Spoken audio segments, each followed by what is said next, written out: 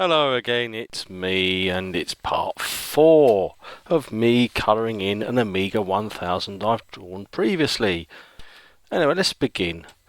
And last time I did a little bit extra on it, and I'm going to try not to ramble on this time, because I do like to talk a lot, don't I? And I'm still here. I thought I'd have finished it by now, but there you go. What I'm going to do on this one is I thought the best way of doing it is to record the video while I'm talking, and then take a break from talking, go into time lapse on the bits that could take forever, i.e. this lot, and then resume talking when there's a bit more interesting bit, when there's a little bit more of an interesting area to work on. I can't even get my words out. Blah, blah, blah, blah. Yes. Right, so that's what I thought I'll do. So I don't know, I was planning on doing the keyboard. I think that's probably the best thing to start on, because it's quite intense. I was going to do some more. I did actually cheat, because as you can see, I did actually start doing a little bit this earlier, and then I thought actually I should be recording this. I got a little bit carried away with myself, so yeah. So I've done that and a few bits on here. I've added a few little bits of shading on there. Actually, do you know what? Let's finish this off. Let's finish it off. Right. So let's go into my shading area. There we got my shade going on there. Right. Let's give this a bit of a go over. Right. This is the composite video port, and yeah, it's a funny old thing, that, because I remember seeing the when I first got the 1000, and then I saw this thing called the old Genlock came out, and used to plug into that, and then you could superimpose all sorts of fancy stuff over video feeds, which was really impressive back in the sort of, was it mid to late 80s, 87ish, something like that. I think the Amiga 1000 came out in 85, was it? I mean, when you think about it, the Amiga was streets ahead of everything else that was out at the time. And I mean, you could go to like a big old, video production workstation which cost thousands, but then the Amiga come out and it was, fairly affordable if you go to that professional level. Anyway, I'm gonna stop rambling on, because I'm gonna be going on and on and on again, and you know what I'm like. I just don't shut up. So, right, so anyway, picked me blue up there. Gonna start. Actually, I don't want a blue. I was already going wrong. Want me purple, because I'd like to have a little bit of a. There we go. Right. So let's get that one. Get me brush set up. There we go. Let's do me select. A little bit like that. So that's too big. So let's do me selection, and away I go. I'm gonna cut it across there, because I want to try and give that a little bit of an edge. Take me opacity down. You're going to see, you're going to know exactly what I'm going to be doing soon, aren't you? Yeah, he's going to do the opacity, then he's going to do this, then he's going to do that. Right, so like that. So what I'm doing is, because I've selected there, it's going to cut off the brush. So I'm going to do the same here. What I'm going to do on this bit, I don't know how this looks really, because I haven't really looked at the reference photos. I'm just making this up as I go along. It's in the corner. You're not really going to see much of it. Just put it on there like that. There we go. Like that. That's that. I mean, again, it's not really to kind of give you a lot of colour. It's really just to hint that there's something there, because it's not a very detailed drawing. I mean, if I was doing this, as I said before, if I was doing this like a really detailed piece of artwork, and I'd started it from scratch, and it wasn't featured in the colouring book, then all the lines would be far more sort of uniform. The direction of all these, components would be a little bit more balanced. I mean, I've got some capacitors there a little bit fatter than others, but that's the style of the art. It's loose. It was never intended to be something that would be, a full-on technical illustration. It's just a piece of art, and it's for people to colour in. So, that's what it was drawn for. Right, let's do this bit here. I'm going to put a little bit on there. I'm just going to do the same thing on the top as I did on the side. And I'm not going to do a lot, because this is actually going to be highlighted, but I just want to take it down a little bit, because I don't want the colour to be too uniform. I want it to be just enough to tint it. I mean, a lot of the things when you look at doing graphics and stuff, it's sometimes the subtle things that make all the difference. Seeing something that's overly shaded Yeah, you can kind of get a bit carried away. So sometimes it's best just a little bit and not get carried away with it. I mean, think of it. When you're looking around at things, your eye is processing so much information, it often fills in the gaps. So if you can hint there's something there, and let the eye do the rest, and that's pretty much what a lot of the artwork, is that I've worked on anyway. I mean, take the cannon fodder sprites, which I think I've mentioned before. A lot of those were just like, you're hinting that there's animation, you're hinting that there's a face, you're hinting that there's an arm. It's 1 pixel, 2 pixels at most, so you haven't got the screen space to actually do anything other than that. But your eye fills in all that space. It's very clever. When your brain takes that information that it's getting from the eyeball and it says, oh, I'll construct something from that, and then the gaps are filled in. It's quite amazing. So let's do that one. Right. This bit here will actually be highlighted, so I'll do that after, because I've got a highlighting area here which I did start up on when I did these chips. The other thing I did is I actually filled in these chips as well. I started doing those without you. I know, it's terrible. It feels like I'm cheating. Did it all alone. What's going on?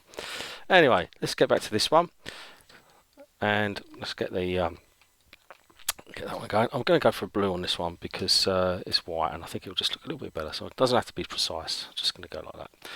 Right, let's get get that on there, put that on there. I'm not going to do all this in real time because I'm going to time lapse some of this, but I think I'll have a little chat with you first, and then I'll come back and have another little chat in a little while. So get this bit done again, because this is white. See, I've got a bit carried away there. Look, it's getting a bit manic. Just a little bit of hint, and I want to just bring that edge down. So, I mean, you could argue that this edge here would probably get a little bit of light from the other side of the case. I don't show that in this image. Now, if I was doing this as a different drawing, I would probably hint at that. I'd maybe see the case, the edge there, and then the little gap. Then you see the components, the components. See the connector edge coming through. But again, it's not that precise, so I'm not really too bothered by it. I'm just going to hint that there's a bit of shading there, and then hint at that bit there, because the whole image is what I'm after. I'm not after a very detailed piece. Right, do the same with this, the top, what I did before on the composite video out. So just bring that over like that. I'm going to make the brush a little bit bigger because I can get a much greater sort of blend when I do that. And then what I can do is I can just go back and you just get a little touch on the edge and you get this nice gradient. There we go. Just so it's just enough. There we go. That's not bad. So let's get in the middle. Now this is going to be quite dark because you're not really going to see a lot in there, so I'm going to get that so that it just fades in. Zoom out a little bit. Sometimes I get carried away. I zoom in, and I forget I'm not doing pixel art. So I'm just a pixel artist and I just pretend. So yeah, just sometimes you can just get a bit carried away going to the pixel level, and there's no need for it on this sort of drawing because you're going to see it up that size, and so you're never ever really going to go, oh, let's have a look in there, and you see, oh, there's a couple of pixels there. It's never going to happen unless you've got a magnifying glass and you've got a very high resolution print. I mean, I said if I printed this out at say A1, then you would see a few of these pixels, but these are quite high. These are quite high resolution, so I don't think it really matters. So that's those ones. And let's do the red now. So do that one.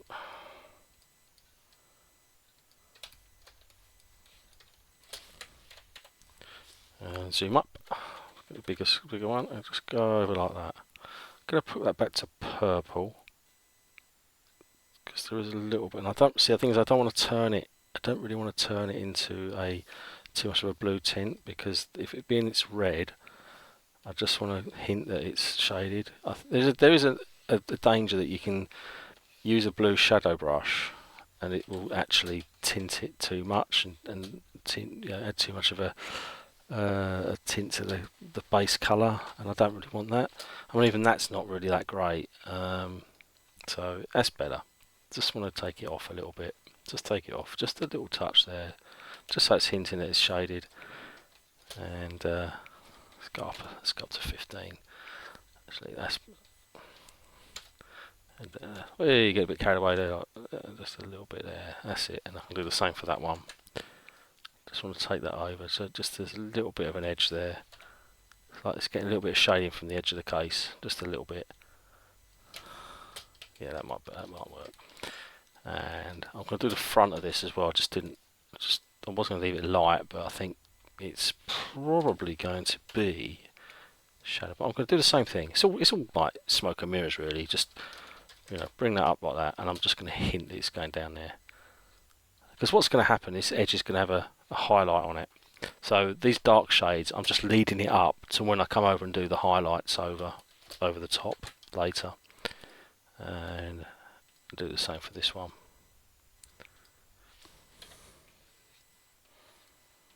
Like that.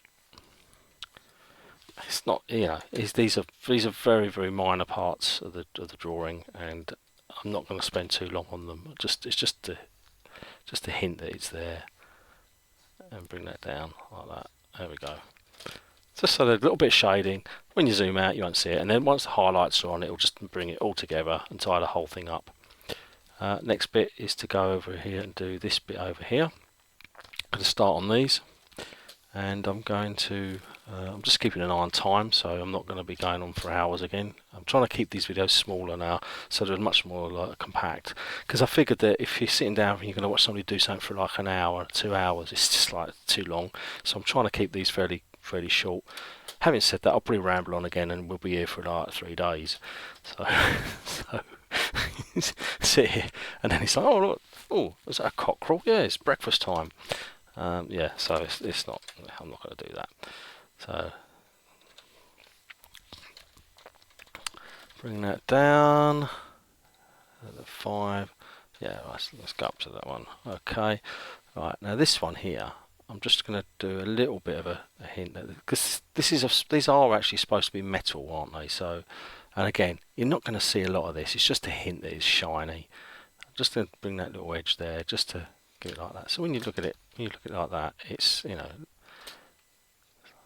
bring that one like that. That's it. And then, so the beauty of doing it like this is you can then think, oh no, I've done it too much. You can go back and delete an area, and you still get the lighting back. You can go down here, and then you can put like a little bit blob there. And yeah, and it just makes it look a bit less sort of less clinical, I suppose, is a way to say it.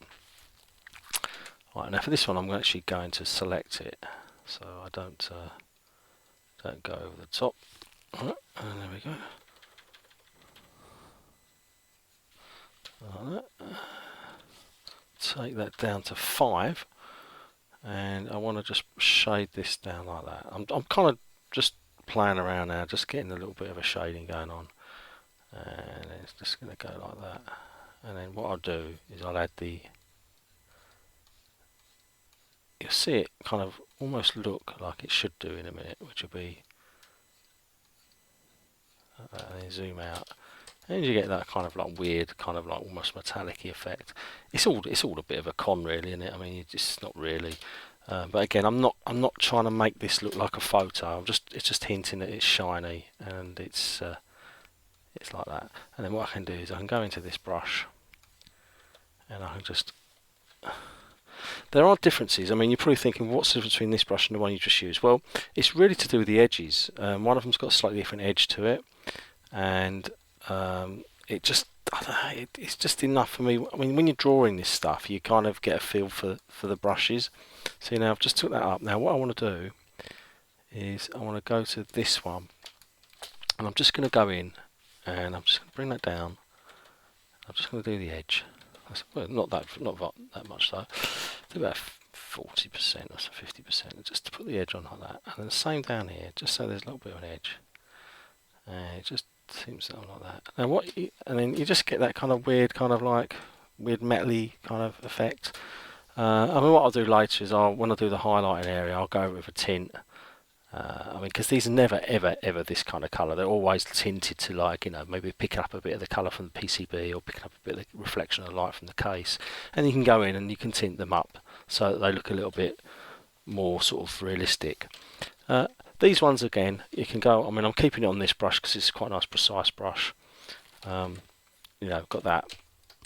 And I'm just going to go in, and I'm just going to go in and just take these edges down. I'm going to choose the right hand side because that kind of looks a bit, and then just a little bit like that, just so they look a little bit, you know. I nearly lost myself then. Right, bring that in there, bring that in there.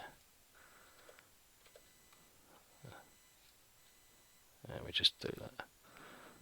Again, it's not really about making it, I mean, you see all these lines of different bits, very slack, very loose, and that's that. I mean, when you look at these resistors, they're all the same. It's all very slack, very loose, just because it's the style of the artwork I've drawn.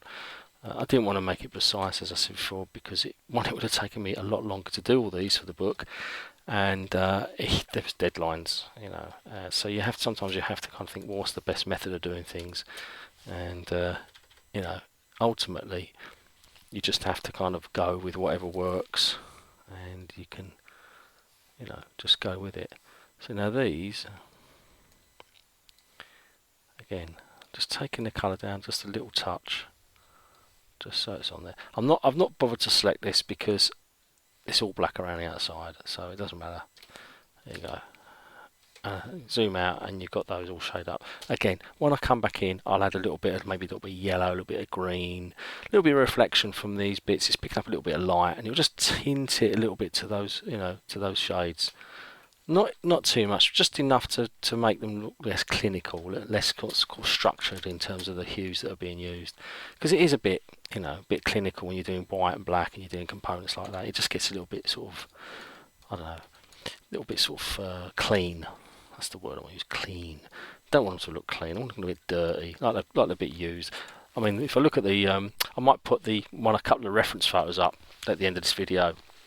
Or when I put this in edit, I might superimpose one up, and you'll see that this computer that was used as a kind of like a reference was really, really filthy, and it just had even the keyboard was like, it had all finger marks over it, and it was just manky. So if I'd have drawn it as I'd seen it, like literally as I'd seen it, the case would have all grubby bits all over it, and the chips would be all dusty, and it was a right old mess in there. But that's the beauty of being able to just draw stuff and interpret it, because you can then come back and draw it in a different way. I mean, that's the beauty of when you're doing artwork, is you can take a source image and then you can make it your own. It doesn't have to be exactly as you see it. So, and certainly with this Amiga, I had to kind of interpret the reference images, because it was just in such a state. So yeah, I don't know. I mean, I think it's been cleaned up now. So I think it was on one of Neil's RMC retro videos. I think he did clean it up, I think. So it might have been. I think it was this one he used. Don't know. I mean, you can experiment as well. You can do things like this and then go back in and come back and put a little bit of a. You can put take that size down, bring it up a bit, and just put a little. I mean, there's a little bit of a mark there, so I could probably go in and just put a little bit of line in there, and a little bit in there. I mean, when you look at reflections, often you see these really kind of like it's not what you see. Exactly, you kind of get because it's reflecting something, you get like reflections of all sorts of things, light, dark, colour, shape, and it's distorting it. So when you're drawing them, you've got to kind of think, what is it going to look like from a distance? What's it going to look like as a reflection? And almost like you've got to interpret what your eye's telling you for what it really is, which sounds a bit odd, but it's just something I've learned. You kind of just do it, and that's all I probably do the same thing. I mean, I've never really been. I really wish I'd actually gone to art school, but I was so. This is a bit odd, but I was so busy with learning to program the VIC-20 and then later the 64 that I just didn't want to do any more schooling. I just wanted to get out and just make my way in the world, and I kind of missed out on all that. I mean, I should have really pursued the full career path of going to art college and all that sort of stuff. And today, I mean, when I look back, I think I really wish I had, even if I hadn't got any qualifications or hadn't completed it, just for the experience of doing it, it would have been quite nice. Let's take the brush size down for that, and yeah, it would have been nice to have done that. But, you know, the calling of the 8 bits were there, and, you know, used to read me Zap 64 in my history class, and or was it humanities? One of the classes oh, it was geography. It was geography. I used to read Zap 64 in geography, and me and my mate Paul would sit there, and we'd have Zap 64, and we'd sit there reading the latest issues, and, you know, because geography used to be quite boring in school. Now I'm really interested in it, and you know, I'm quite happy to look at that particular subject off my own back rather than being, you know, it rammed down your throat when you're at school. But back then, yeah, you just had to go with the flow, didn't you? If it's a lesson, you have to go with it and learn it and think, oh, okay, you know. And why would you do that if you've got a latest issue of Zap sitting there? And of course, you know, it's still going. You know, I mean, Chris Wilkins is and his little team there that he puts it all together, fantastic, and it's such a great publication as well. So yeah, if you don't get it, check it out. It's very cool. I'm very pleased that it was resurrected a few years ago, and it's been going strong since. You know, and it's got a loyal fan base, which is really good. So you see what's happened there. I mean, these aren't actually as they, you know, correct. And what I'll probably do is I will actually add some highlights and bits to these, but it's just giving a foundation of a little kind of like a, you know, a light. I mean, some of these can be different. I mean, as you get further across, the light will change. I mean, these are quite out the way, so they're going to be a slightly different colouring. As I move along, I will probably change these and just highlight them a little bit differently as I go across the thing, so they're not all identical.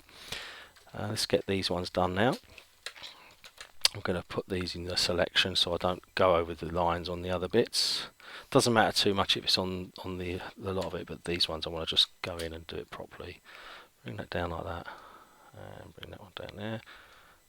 Again, it's not really a case of being exact. It's not an exact science. Going to crank that up a bit as well, so save a bit of time going over it half a dozen times. Again, you see, I'm not really paying that much attention. Zoom out a little bit. I'm not paying that much attention to them being precise. It's not precise drawing. It's just a, you know, interpretation. It's not really that technical. You know. I mean, when all is said is done, you're not going to be sitting there looking at the width of each component and measuring it against the one next to it. It's just there to look nice and do that job. There we go.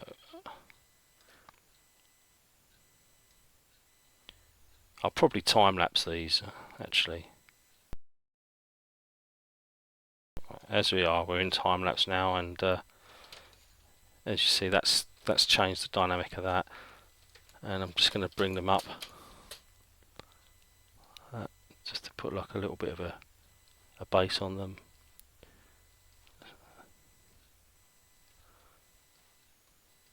I'm not being that precise. And the same on the tops. I mean, you can do that. You can do that if you want, and then that's that kind of. But it's a little bit harsh for my liking, so I'm going to go to that brush, bring that up a little bit. Keep it. I'll try on 15. If it don't look good, I'll come back. Would help if I didn't have any rays, wouldn't it? That's all a muppet. Go across, yeah. See, and then that just brings that down. And then what you can do afterwards, as they're going like that, just see what it does. It just bends them and do the same at the bottom. He says burping. That's what happens when you gulp your tea before you do a recording. And you see that? See what's happened? It's pretty cool, isn't it? And then what I can do, go back in, and I'll just take off the highlight on this section here, just so that it. I'm going to go for a nice thin brush. Just going like that. Just 30, like that. And you're probably thinking, well, that's not going to make much difference, but it's just adding that little bit of a rounded edge, and you don't really notice it too much, but it's just enough to make a difference for me. Anyway, I see it, and the same at the bottom. Just go like that, and like that. Sounds like Tommy Cooper, just like that. Yeah, that's that. Right, okay, so that's that bit. And then we'll do to the next one. I'm going to go in here. I'm going to go to time-lapse for all these bits now, so it's because the video will go on for longer if I don't. So I thought, right, let's time-lapse it, and then we can pick it up after.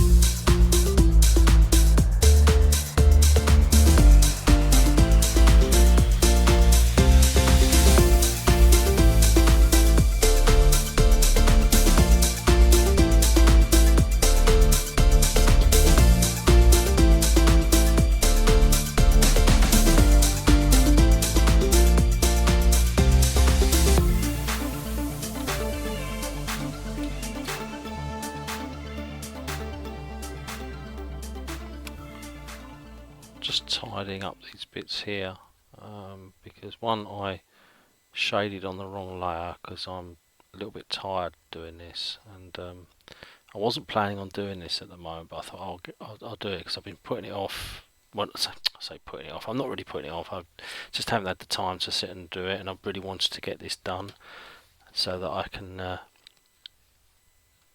move on with it, because I'd really like to get this illustration finished so that I can move on to the next one. And not that I want to see it finished, because the 1000 is such a great machine, and it's one that holds a lot of memories for me. You know, it's the first Amiga I owned, and I saved up for it using money that I didn't even think I'd be able to get. You know, obviously robbing a bank is an option, but the other option at the back in the time was to create a game and try and flog it to someone, and hopefully they'll give you some money, and that's exactly what happened with me. And yeah, so I was lucky enough to get a game called Battle Ball on the Commodore 64, nearly published. The deal was signed, and that's a company called Powerhouse. The deal was signed, and I was all excited. You know, there's a shoot 'em up construction shoot 'em up construction git. Could well be a shoot 'em up construction kit game that I originally was just a profile of an idea I was working on, and I thought I'll just knock it up, and got it running, and it was like pretty cool, and it was I thought, oh no, I'll see if I can flog it. You know, went around a few publishers. Mastertronic weren't interested. Many of Codemasters definitely weren't interested. Tried them all, and then Powerhouse Publishing, which I think they were based in West. Where were they? West London, somewhere, southwest London. And they came back to me and said, yes, we will publish it. And I couldn't believe it. I thought, really? You're going to publish this game? It's a shoot 'em up construction kit game. I mean, I didn't even do a lot of hacking in it. I mean, you see the stuff that people do today on these Sioux games, and you think, well, you know, what I did on my little one was just nothing compared to what the guys do these days on it. But anyway, I digress, and yeah, so I got the check in. I can't remember. I think it was about. I can't remember. I've got the letter somewhere in a file. Now, my memory says I got nearly £1,000 for it, but I think it was more like 600 quid. And I saved up the rest of the money, and I'd been doing bits and pieces, and I managed to get an Amiga 1000. You know, my dad took me over to I think it was where was it? Was it Huntingdon? There was a computer place in Huntingdon that had a few Amiga 1000s, and managed to get hold of one. And so I was over the moon. I couldn't believe I'd got one, because my mate had one, and I used to go around to his place, and he used to write games on the 64, and he was sort of getting into the Amiga. And I saw D-Paint for the first time. Well, I'd seen it for the first time on Micro Live when they did that, when Fred Harris did the demonstration of the 1000 on there, and that was just like, this is something from the future. And then when I got hold of one myself, you know, and I'm sitting around my mate's house, and I was actually having to go on his one, and he showed me D-Paint. And I was like, this is amazing, absolutely incredible. Because I'd been used to using like the Commodore 64, so I was used to using, you know, character-based graphics, and you know, working on the little 21 pixel high sprites with the fat pixels and all that sort of stuff. So to see this machine where you could, like, you know, pick something up, move it about, and warp it and distort it and do all sorts of things, and colour cycling, it was like something from the future.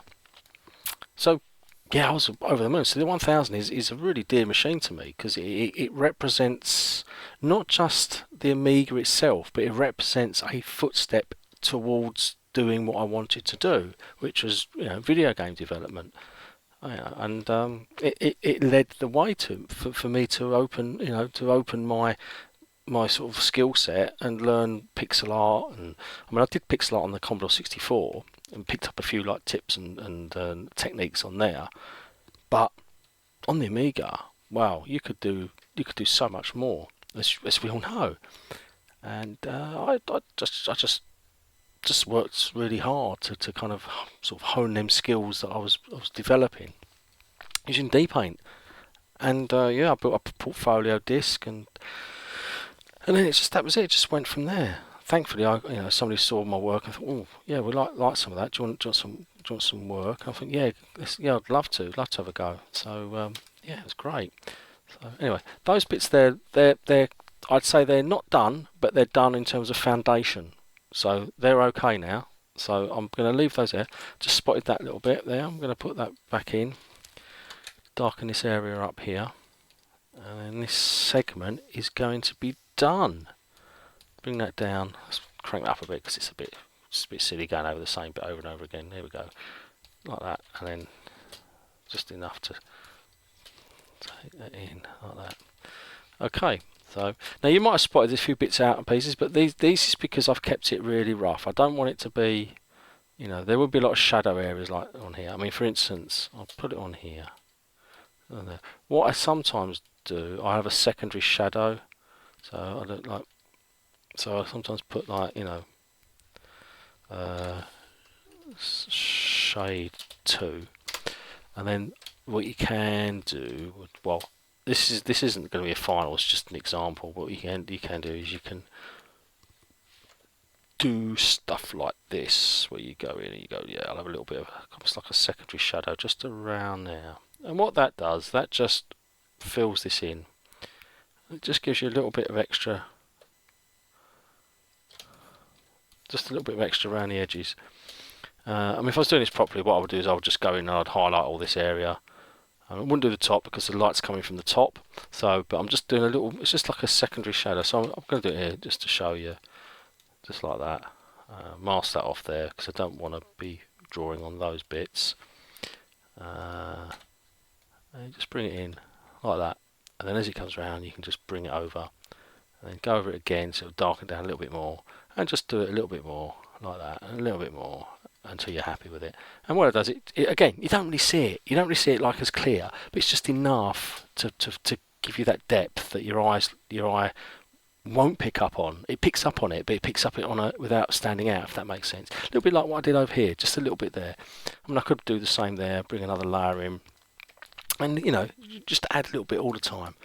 It doesn't have to be precise, just has to be enough to show that there's like a little bit of extra shadow, a little bit of extra shading going on. I mean, if I could bring it down to 5, you can kind of go a little bit more like this, and then it just just comes down and down and down like that. And then, I mean, that's a little bit extreme now. I wouldn't have normally do that, but this is only a, I can take it off if I want, like that. Just bring that in like that, and just take it back a touch, and then I can always come back in and do it properly because as you can see, it just brings it in just a little touch. And again, I'm not being that precise. I'm just doing it just rough so that it stands out, and you get that little bit of secondary shadow going on there, and it just gives it a little bit extra. And it also joins it to the case, so it's actually, rather than being two separate areas, and they are two separate areas, but rather than being two separate areas next to each other, they're actually joined because they're so close that there's a shadow cast that kind of joins the images together. So I'll do the same for this bit here on the left audio, and you'll see that it does the same thing. Just bring it down, round like that, and then another secondary bit like that. And then that just really just finishes that a little bit off more, and and again I can just, and because it's on this one, I don't have to worry about messing this up if I get it wrong. So I can say, oh well, I've done that a little bit too dark, I'm going to take it off. So I can get that 5 and just delete a little bit of it until it's softened up. And the great thing about having these brushes at this level is you can create quite soft shading in a more harsh environment, because these graphics here are not fine. They're quite harsh. The colours are harsh. It's more like a kind of a cartoonish sort of look, but you want the shading to kind of still reinforce the perspective and reinforce the overall look of the machine. So Again, I'm just doing that there. I'm going to plonk that one on, right, bring that over there. I'll do this, and I think for this segment, because I'm recording this in segments today, because it's it's getting a little bit late, and I'll probably pick this up again tomorrow and join it in. There we go, like that.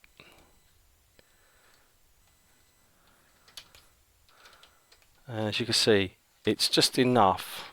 Like I'm going over the same thing again, but it's just enough to join those bits in a little bit. I might as well finish it off one of me. I'll probably go to time lapse to do the rest of it, and pick it up after.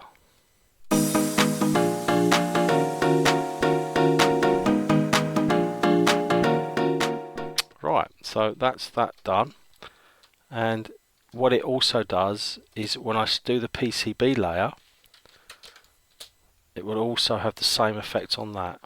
So at the moment the PCB is too high. I've got to bring that PCB layer down. Otherwise what will happen is it's probably going to, there we go. So, alright, what happened there? Copy a PCB, I didn't bring that, did I? Oh, I know why, because the PCB is locked. That's why. What a moron. Let's put that down there. Let's see, bring that down there to shade, and then I've already done that, so you can see it bring the PCB layer in. As long as the PCB layer, the green, is above the base fill, the rest of it should sit on top. And as you can see there, I've done a little bit there as well, because this will be quite dark in here. So, and I mean when I do it, I'll go across like that, and this will all be done, and it just fills this in. I don't normally do this in this model because the PCB layer on the other machines I've done would have been shaded before, but I'm just showing this as an example, as a demonstration, just to see, so you know what I'm talking about. And when I do a few more of these, you know, it's you'll sort of see the patterns of the way I work. You know, same sort of thing there. Just bring that in, bring that down, and bring that round. Now I don't want to go up here because this is disappearing. So the way I do it is I put a little hint there, and it goes round. Already added that in, so I don't need, take that down to 5, and then I can just bring a much lighter version across. Just stop there, like that, and then bring that down there. Just to cut it across, like that. And again, what that does, it just gives you that little bit of shading on there. Quite subtle, doesn't have to be a lot, but it's enough to make that join with that physically look like it's joined it rather than floating. And this is the magic of just, you know, of just using these kind of little techniques, which, you know, on their own doesn't look like it's much, but when you zoom out and you see it, I mean, really, truthfully, I should have blanked this off because I don't really want to be shading the rest of it. But I was only just going to try and show you, but I might as well do it properly so I don't have to do it again. As you can see, like, so if I crank that up to say 15, and do the edge like that, this little bit in the corner. Now, because I've taken this area and I've put it into, I've only put it outside the selection. It means I can just go like that and just, you know, there we go, like that. And it just, so again, you can kind of see these little bits all build up. Now, when you apply that to the rest of it, like the chips, and I mean, if I do it on a chip, let's just do it just as a, I won't do this final. You know, do it on a chip. You go like that, and you just do it across. Bring it down like that. Bring it across, and then we go doing again. Just bring it in a little bit more. You know, it starts to make the thing stand out, and then you can go in and you can put a much more harsher shade in and just build it up. Just build it up. I mean, what I sometimes do, and it all depends on the thing. You can see, it all depends on the style of the colouring of the location of the chips. I tend to do different shading for different areas. Like down here, you know, it might be a little bit different to up here because it's more open. And you can sort of see, you know, that it's just coming in, and you know, you can go as far as you want. It doesn't have to be precise all the way. This one will be quite dark because obviously there's no light getting there. It's very, very, very dark. But the great thing is, again, you can take it off. You know, So yeah, but I'm not going to do that properly because it's it's just something I want to demonstrate to you, and I'll do it properly in a minute when I take the right colours and everything. But yeah, anyway, that's it for now. I'll be back in a little while with the extra bits.